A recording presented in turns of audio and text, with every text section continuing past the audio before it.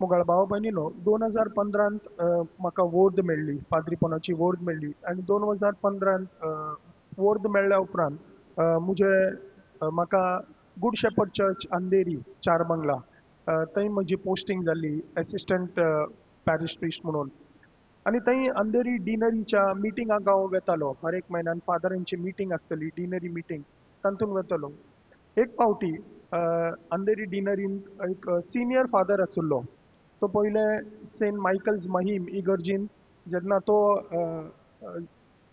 रोटेन्स फादर जाल्लो तेन्ना ताचें पोस्टींग थंय जाल्लें तेन्ना ताणें येवन आमकां ताची एक एक्सपिरियन्स सांगली सेंट मायकल्स इगर्जीन जेन्ना तो त्या वेळार थंय आसलो तो म्हणालो एक फावटी 2 वरांचे मराठी नोवेन बुधवाराचे मराठी नोवेन जाल्या उपरांत तो सॅक्रिस्टींतल्यान भायर येताना एक गणपत नांवाचो दुसऱ्या धर्माचो मनीस ताका येवन मेळ्ळो ताचें नांव गणपत आशिल्लें आनी तो गणपतान ताका सांगलें फादर तूं म्हाका वळखनाय पण कित्येक वर्सांतान हांव ह्या नोवेनाक येता म्हाका म्हजी काणी तुका सांगूंक हांव हें करता गणपत ताका सांगूंक लागलो की 27 वर्सां पयले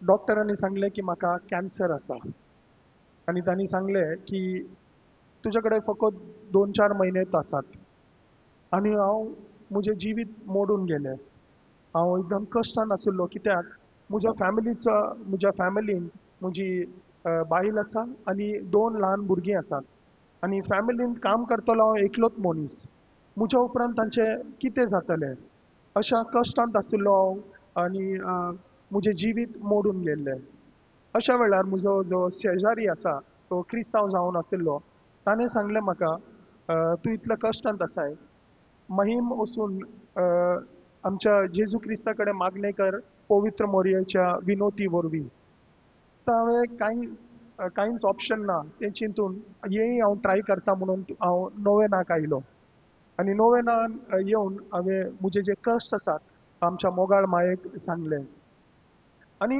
डॉक्टरान जे म्हाका वखदां दिल्लीं तें वखदां हांव काणगेवन आशिल्लो एक 2 म्हयन्या उपरांत म्हाका डॉक्टरान सांगलें की तूं परतून एक फावटी टेस्ट कर आनी हांवें वचून टेस्ट केले आनी टेस्टाचे जेन्ना रिपोर्ट आयले रिपोर्ट डॉक्टराक दाखोवच्या पयलें हांव सेंट मायकल इगर्जीन गेलो आनी आमच्या पपेच्युअल साकरची जे इमाज आसा ताच्या मुखार हांवें ते रिपोर्ट दवरलो आनी हांव जोरान रडलो म्हजे कश्ट जे आसात ते हांवें आमच्या आवयक सांगले आनी ताच्या उपरांत हांवें रिपोर्ट वचून डॉक्टराक दाखयले डॉक्टरान रिपोर्ट पळोवन म्हाका पयले प्रस्न विचारले की म्हाका मेळ्ळ्या उपरांत तुवें कितें केलें हांव म्हणालो ताका की तुका मेळ्ळ्या उपरांत तुवें जी म्हाका वखदां दिलात तें हांवें रेगुलरली काणगेलीं सदांनी हांव वखदां काणगेतालो पण हांवें पपेच्युअल साकरचे नोवेनाची सुरवात केली महिम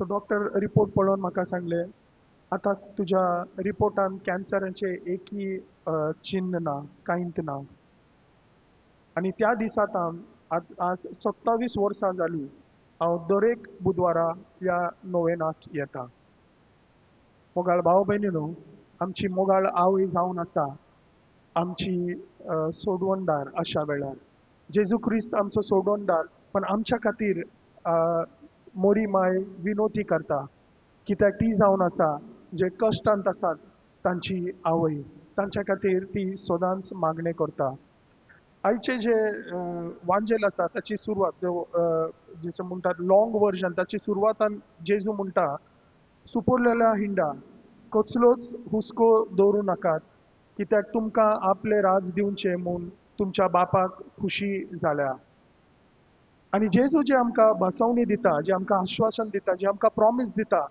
ते फकत प्रॉमीस आसना कित्याक ताचे जे शब्द जावन आसात ते इफेक्टीव जे आमी म्हणटा जो तो सांगता ते जाता आनी जायत्या वेळार आमी वांजेलान पळयल्या की जेजून जे भासावणी दिला जे ताणें सांगला लोकांक की अशें जातलें तशें तो आपल्या कर्ण्या वरवीं लोकांक अजबा वरवीं लोकांक बरें करून तो तांच्या जिवितान भलायकी हाडटा तांची सोडवण करता आणि याचे एक उदाहरण जावन आसा काना नगरान जेन्ना तो लग्न समारंभाक गेल्लो तेन्ना त्या जोडप्याचे कश्ट ताणें पळयले. पण ते कश्ट पयले कोणे पळयले? आंकवार मोरयेन. आंकवार मोरयेक समजून आयले की वायन काबार जावंचार आसा. आनी त्या काळार काजाराच्या वेळार वायन काबार जावचें म्हळ्यार त्या जोडप्याचें नांव कितलें पिडार जाता आशिल्लें. आनी आंकवार मोरये वचून आपल्या पुताक सांगता तांच्या कडेन वायन ना. आनी जेजू क्रिस्त तिका सांगता म्हजो घडी येवं ना आतां.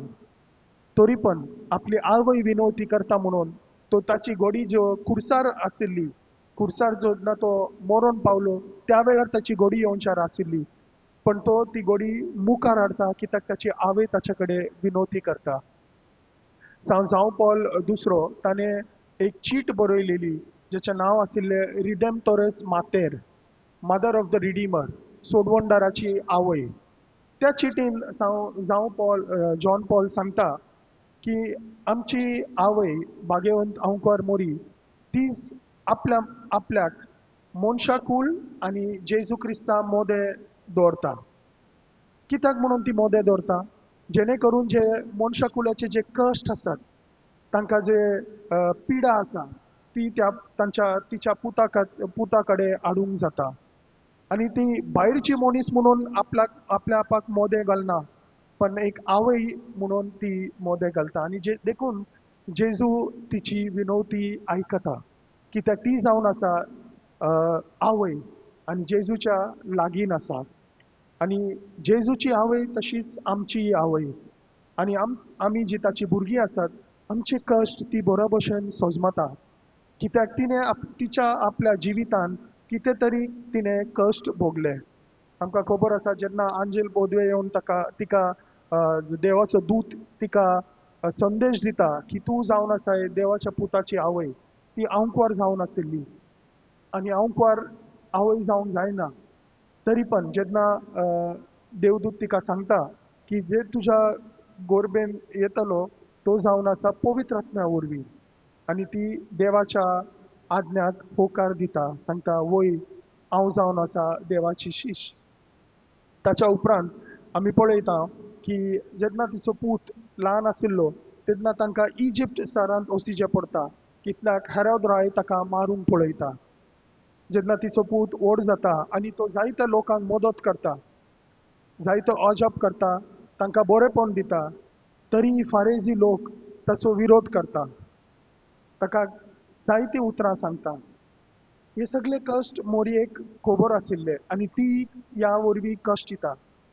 आनी तिचे सगळ्यांचे की व्हडलो कश्ट जावन आसा जेन्ना तिच्या पुताक ते खुर्सार मारून घालतात.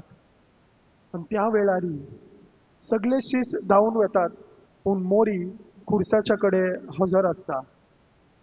तिचो पूत कश्टांत आसा, ती तेच कश्ट सोजमाता आनी ती त्या कश्टांत आसा. आनी त्याच खातीर ती आमचे कश्ट आमी जेन्ना आमच्या जिवितान आमचें जिवीत मोडून वेता तेन्ना ती आमच्या सांगाता आसता. आनी कुर्साच्या कडेन रावन ती जेजू वयर नियाल करता.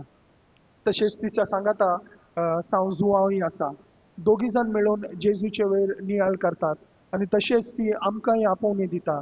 तुमच्या कश्टाच्या वेळार जेजूच्या कश्टा वयर नियाळ करात कित्याक जेजूच्या कश्टान तुमी तुमचे कश्ट जे आसात तातूंत सहभागी जातात. आनी ती फकत थंय उबे रावना पण ती त्या सांजुआकी धीर दिता. आनी तशेंच ती आमकांय धीर दिता की जेन्ना आमच्या जिवितान कश्ट येतात तेन्ना ती आमच्या सांगाता आसा. मोगाळ भाव भगिनो, जायत्या वेळार दुसऱ्यांच्या जिवितान जेन्ना कश्ट येतात जायत्या वेळार आमकां अशी परिस्थिती आसता की आमकां तांची कांयच मदत करूंक जायना पयशा वरवीं. पूण आमी तांच्या सांगाता त्या कश्टा वेळार हजर आसूंक जाय. जशी मोरी आवय जावन जेजू क्रिस्ताच्या कश्टान ती थंय हजर आशिल्ली, तशेंच शिसा सांगाताय ती आशिल्ली. तशेंच आमकांय तांचे सांगत दिवंक जाय. जायत्या वेळार आमकां कांयच करूंक जायना पण जेन्ना त्या मनशाक कळटा की कोणी तरी म्हज्या सांगाता आसा, just by standing at the side of that person when he is in need, तो कश्टांत आसतना मेक्स अ बिग डिफरन्स. ताच्या जिवितान जायते बदल येवंक जाता. जायत्या वेळार आमी त्या लोकां खातीर मागणें करूंक जाता.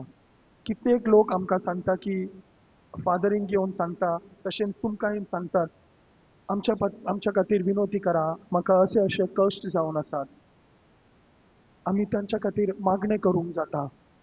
जशें मोरी आनी सांवजिवांव जेजूच्या कश्टा वयर नियाळ करतले, तशेंच आमकांय आमच्या फॅमिलींत, आमच्या शेजारी, आमच्या फिरगोजींत आमी नियाळ केल्यार आमकां दिसून येता की जायते लोक कश्टांत आसात आनी तांचे कडेन उलोवंक देखील कोणी ना. अशा वेळार आमी तांकां विजीट दिवंक जाय. तांच्या सांगाता थोडो वेळ बसूंक जाय. तांचे कितें कश्ट आसात ते जेन्ना कश्ट दुसऱ्यांक सांगतात, when we lend a listening ear, तेन्ना तांचे कश्ट हलके जातात. मोगाळ भाव भयणीनो, ह्या वर्सा जुबली इयर जेन्ना आमी सेलिब्रेट करता, तेन्ना वर्ल्ड डे ऑफ सीख ताच्या खातीर पोप फ्रांसिसान मेसेज दिल्लो.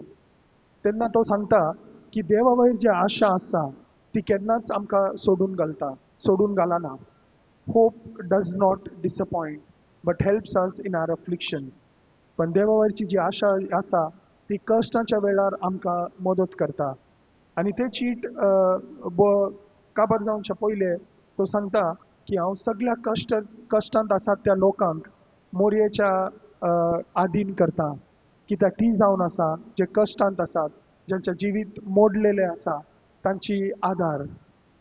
आमी आमचे जिवीत आनी विशेश करून जे लोकांनी आमचे कडेन तांच्या जिवितांत जे कश्ट आसात ताच्या खातीर मागणें करूंक सांगला, अशा लोकांक आमी आमच्या मोरये मायेच्या विनोती खाली हाडुया आनी मागणें करुया. मोगाळ माय, आमकां जाणवाय आसा की तूं आमच्या सांगाता आसाय आनी तूं केन्नाच आमकां सोडून घालनाय. जेजूच्या कश्टांत तूं भागीदार जाली, तशेंच आमच्या कश्टांत आमच्या सांगाता राव आनी आमच्या खातीर आनी आमच्या फॅमिली खातीर तुज्या पुता जेजू कडेन विनोती कर. आमेन.